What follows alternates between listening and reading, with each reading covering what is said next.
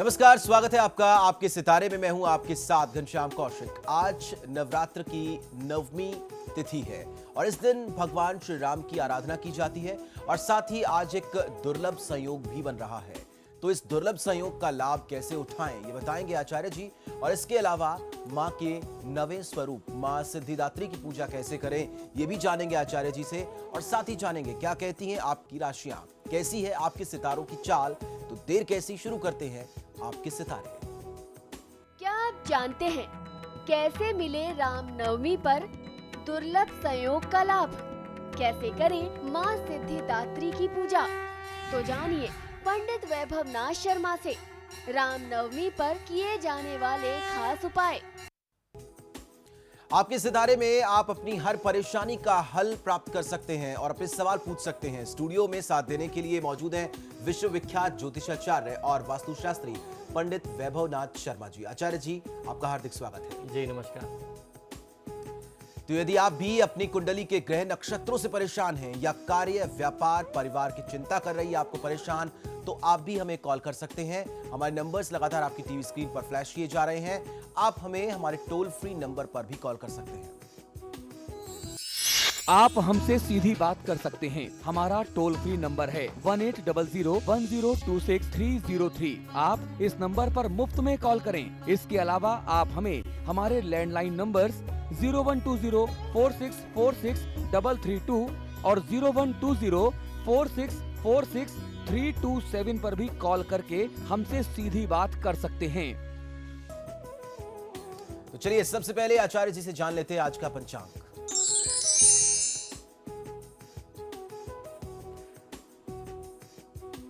जी बिल्कुल, आज का पंचांग बहुत ही आवश्यक है जान लेना। विक्रम संवत 2071 मास चल रहा है चैत्र और चैत्र मास के शुक्ल पक्ष की आज 9वीं तिथि है। मंगलवार का दिन है। नक्षत्र है पुनर्वसु, योग है सुकर्मा, करण है बालव। और आज जो व्रत और पर्व मनाया जा रहा है, इस त्योहार को हम रामनवमी के नाम से जानते हैं। तो क्या है रामनवमी का विधि विधान, किस प्रकार करें मां सिद्धिदात्री की पूजा, ये संपूर्ण जानकारी मैं आपको आज देने वाला हूं आज के महाउपाय में। चलिए, ये तो था पंचांग। अब हम जानेंगे कि राशि आज कैसी रहने वाली है। अलग अलग राशि के जातकों के लोगों को कैसे आज का दिन बिताना है, जिसमें सबसे पहले बात करेंगे मेष राशि वाले जातकों की। जी बिल्कुल, आज हम आपको राशि अनुसार बताने वाले हैं कि आप किस प्रकार भगवान श्री राम को प्रसन्न कर सकते हैं। अपनी राशि अनुसार आपको रामनवमी कैसे मनानी है, भगवान श्री राम की पूजा आराधना के लिए, उनकी कृपा प्राप्त करने के लिए आपको कौन कौन से उपाय करना चाहिए। तो इस क्रम में सबसे पहले मेष राशि वाले जातक लोगों के लिए बता रहे हैं कि भगवान श्री राम को लाल सुगंधित पुष्प आपको अर्पित करना चाहिए, यानी लाल फूल आप अर्पित करें। श्री राम रक्षा स्तोत्र का पाठ करें व अनार के फल अर्पित करके यदि आप भगवान श्री राम और राम दरबार की पूजा करते हैं, सीताराम जी की पूजा करते हैं, हनुमान जी की पूजा करते हैं, तो आज के दिन का लाभ आप बहुत आसानी से ले सकते हैं। चलिए अब जान लेते हैं वृषभ राशि वाले कैसे करें पूजा। वृषभ राशि वाले जातक लोगों को श्री राम दरबार का पूजन आज कर लेना बहुत आवश्यक है। श्री राम जी की स्तुति करें और फल अर्पित करना चाहिए। खोए के मिष्ठान व केला अर्पित यदि आप करते हैं, केले का फल और खोए से बने हुए मिष्ठान आप अर्पित करते हैं, तो भगवान श्री राम की प्रीति कृपा आपके ऊपर सदैव बनी रहती है। तो अब जानते हैं मिथुन राशि वाले जातक आज क्या करें।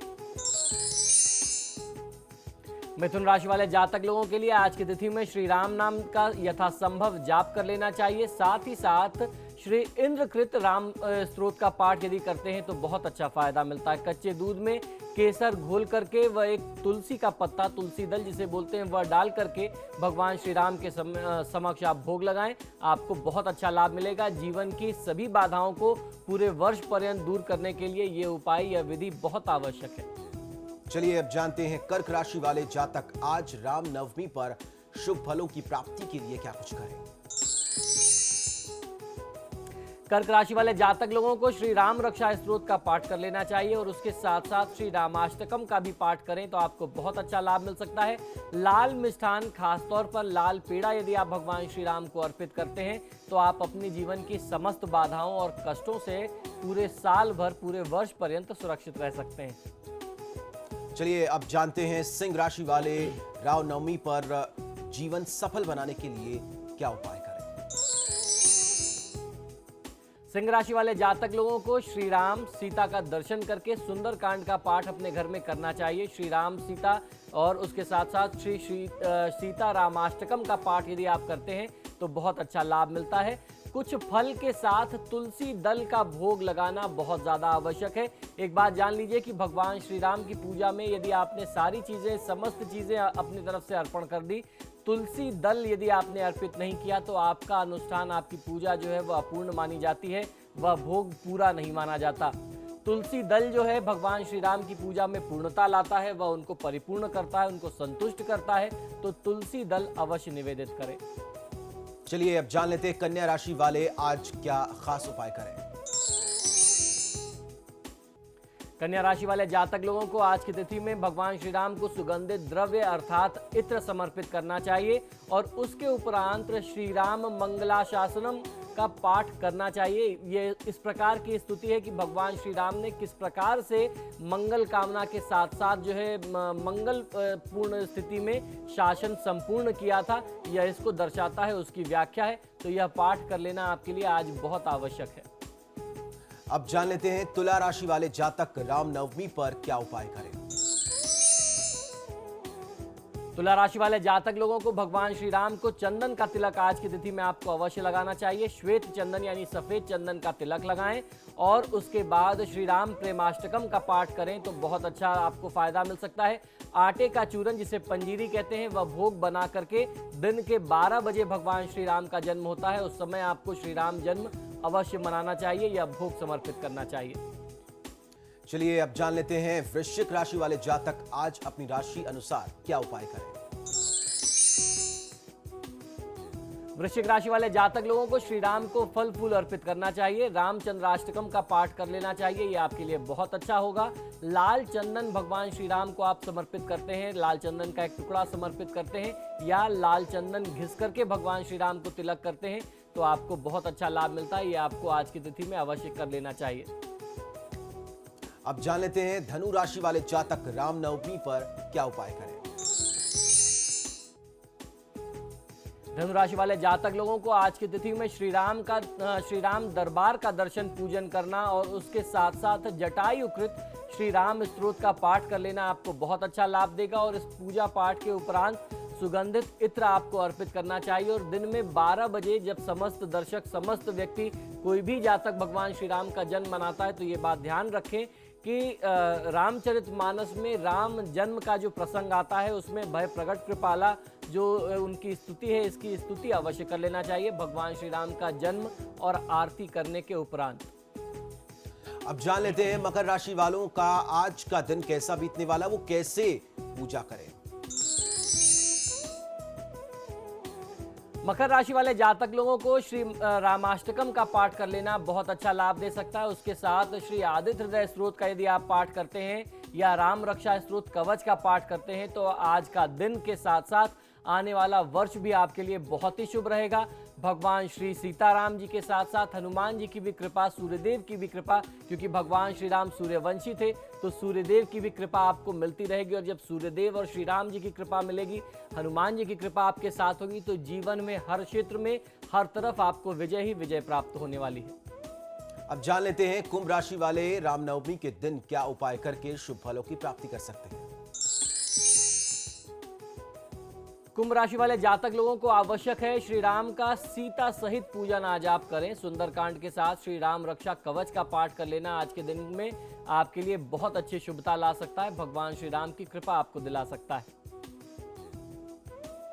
अब जान लेते हैं मीन राशि वाले आज क्या उपाय करें।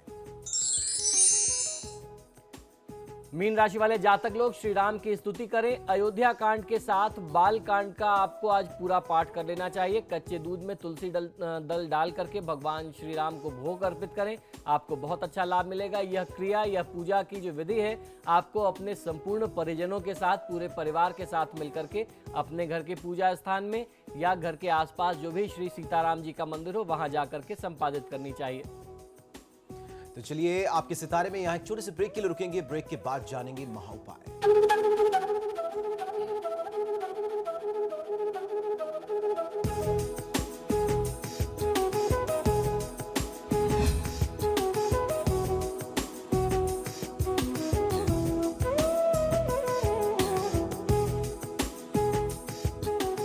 ब्रेक के बाद स्वागत है आपका। चलिए अब जानते हैं क्या है आज का महाउपाय। जी बिल्कुल, आज मैं आपको बहुत ही आवश्यक जानकारी देने वाला हूं। जानकारी ये कि आपको किस प्रकार से अपनी नवमी की पूजा की पूर्णाहुति करनी चाहिए और इस वर्ष रामनवमी पर जो दुर्लभ संयोग बन रहा है उसका आप लाभ कैसे ले सकते हैं। सबसे पहले आपको जानकारी ये दूंगा कि ये दुर्लभ संयोग बन रहा है तो आखिर ये है क्या, ये किस प्रकार का संयोग है। लेकिन बात कर लेते हैं नवरात्रि में नवमी तिथि में किस प्रकार से आपको मां सिद्धिदात्री की पूजा आराधना करनी चाहिए, किस प्रकार जो है आप आज अपने पूजा पाठ के इस 9 दिनों की साधना की समाप्ति कर सकते हैं, पूर्णाहुति कर सकते हैं। नवरात्र की नवमी तिथि में मां सिद्धिदात्री की पूजा आराधना करते हैं। मां सिद्धिदात्री संपूर्ण सिद्धियों का पूर्ण करने वाली है। मां सिद्धिदात्री के बारे में कहते हैं नवरात्र की जो नवमी तिथि है ये बहुत आवश्यक, बहुत विशेष इस कारण से हो जाती है कि आपने निरंतर जो 8 दिन साधना की है, आज उस साधना की पूर्ण फलों की प्राप्ति का उसको पाने का दिन है, सिद्धि पाने का दिन है। और मां सिद्धिदात्री का जो स्वरूप है यह हर प्रकार के सिद्धि या हर प्रकार के कल्याण को देने वाली है। आपके जो भी मन की अभिलाषाएं हैं उन्हें सिद्ध करने वाली है, इसलिए इनका नाम मां सिद्धिदात्री पड़ता है। तो किस प्रकार से आपको करनी चाहिए पूजा ये मैं आपको बताता हूँ। बहुत सारे लोग अपने घरों में नियम से, विधि विधान से पाठ कर रहे होंगे या करवा रहे होंगे।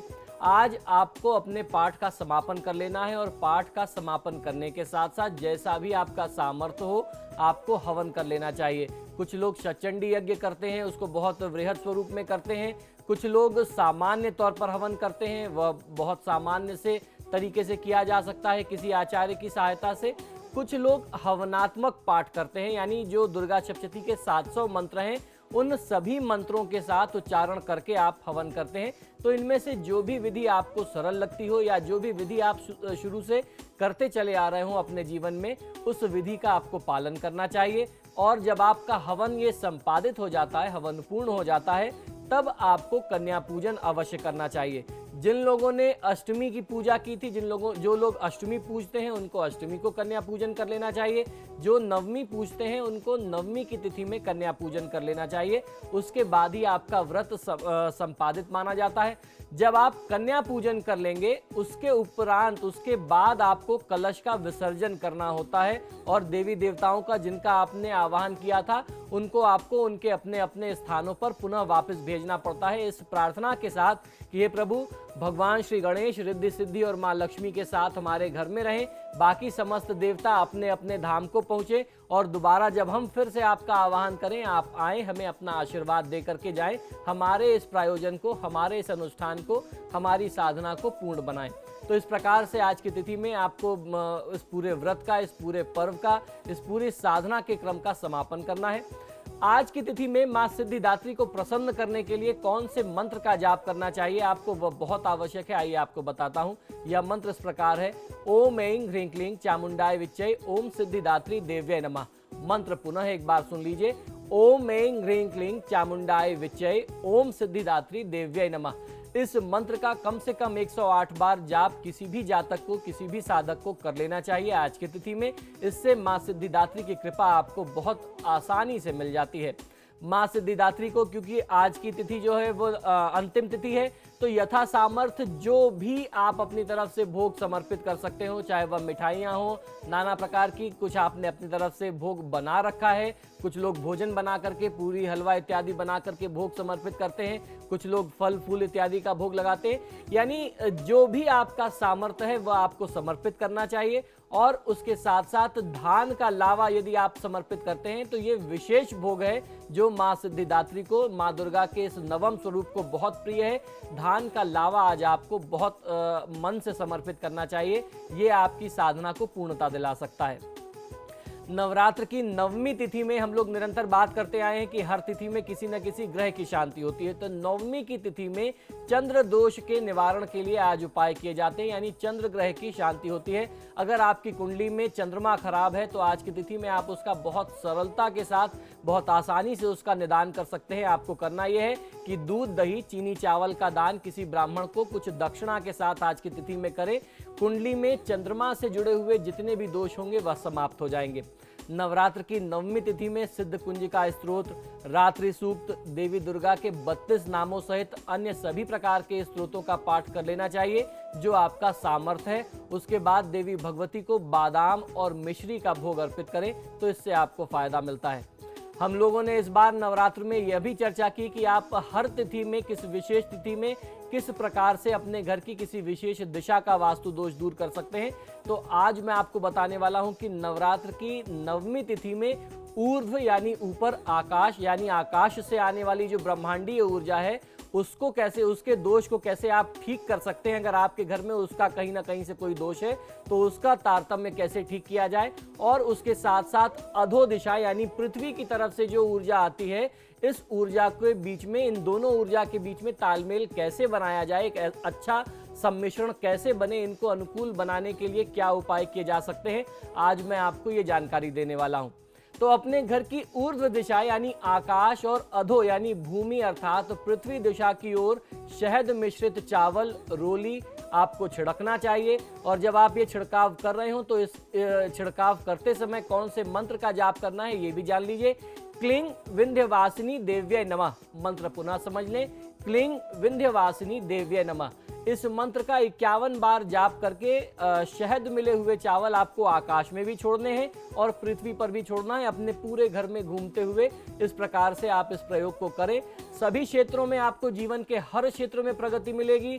धन, धान्य, भूमि, भवन, वाहन इत्यादि का लाभ आपको जीवन भर मिलता रहेगा। वास्तु का दोष दूर हो जाएगा, ग्रहों का दोष दूर हो जाएगा, साथ ही साथ देवी देवताओं की महान कृपा आपको मिलेगी। तो आप बहुत अच्छा फायदा ले सकते हैं। अब बात कर लेते हैं रामनवमी की। आज की तिथि में दिन में 12 बजे भगवान श्री राम का जन्म होता है। इस वर्ष रामनवमी पर बहुत विशेष और दुर्लभ संयोग बन रहा है। पुरुषोत्तम भगवान श्री राम का जन्म जो है वह पुष्य नक्षत्र और कर्क लग्न में हुआ था। इस बार भी जब रामनवमी का पर्व मनाया जा रहा है तब भी पुष्य नक्षत्र होगा जो श्री राम के जन्म के समय पर था।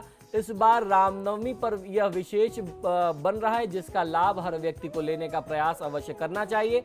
आज सुबह 10:03 से पुष्य नक्षत्र आरंभ हो जाएगा जो पूरे दिन रहने वाला है। इसी पावन संयोग व नक्षत्र में हजारों वर्ष पूर्व भगवान श्री राम ने जन्म लिया था, भगवान श्री राम का जन्म हुआ था। इसलिए इस वर्ष राम जन्मोत्सव और पूजन का विशेष महत्व रहने वाला है हमारे आपके जीवन में।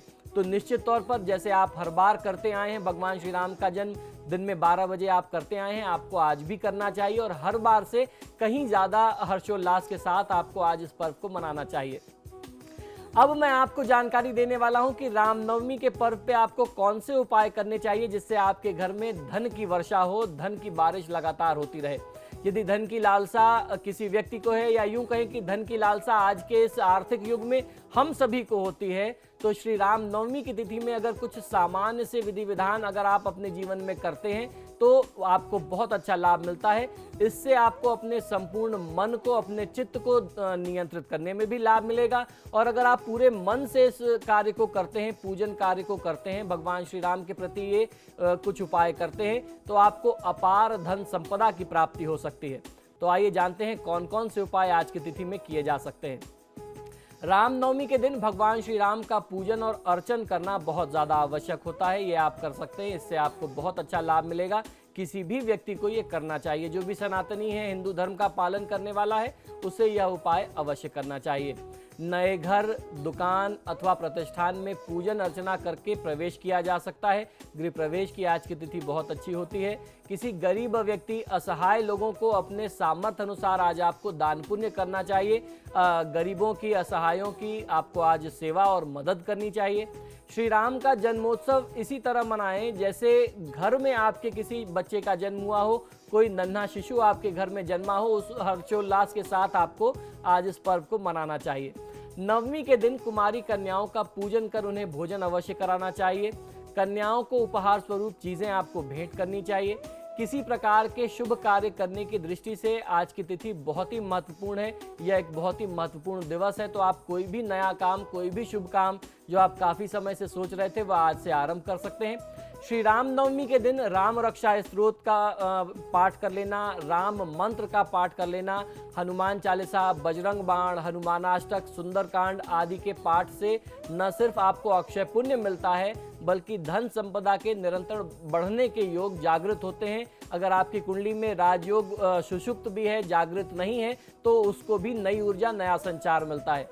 किसी भी नए कार्य के आरंभ करने के लिए या नए व्यापार के आरंभ करने के लिए भी आज की तिथि बेहद शुभ और बेहद विशेष मानी जाती है। तो चलिए, आपके सितारे में आज के लिए इतना ही। आचार्य जी, आप स्टूडियो में आए, महा उपाय बताया, पूजा की विधि बताई और राशिफल बताया। आपका बहुत बहुत शुक्रिया। सीताराम। तो फिलहाल के लिए इतना ही, लेकिन समाचार प्लस पर खबरों का सिलसिला लगातार जारी है।